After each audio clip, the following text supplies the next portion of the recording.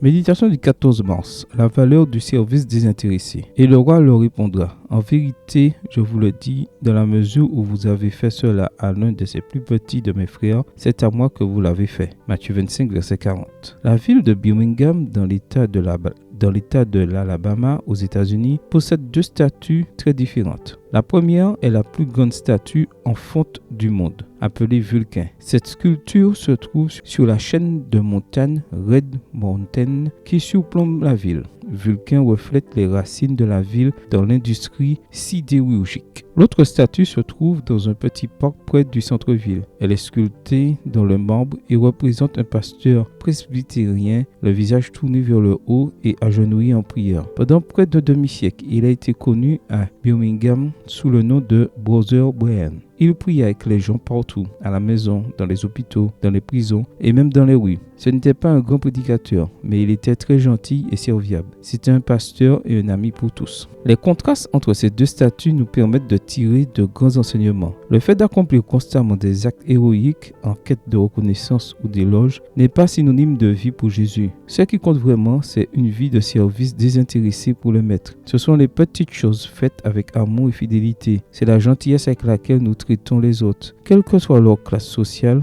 ou leur statut économique. La véritable amitié ne se manifeste pas par des actes de gentillesse occasionnels, mais par le traitement et le service constant que nous offrons, en particulier dans les moments difficiles. S'il est vrai que Vulcain se trouve dans la chaîne de montagnes Red Mountain, aux yeux des habitants de Birmingham, elle est plus éloignée des gens, alors que la statue de Brother Brian au centre de la ville rappelle un héritage qui touche le cœur de ses citoyens. Traiter les autres comme Jésus le ferait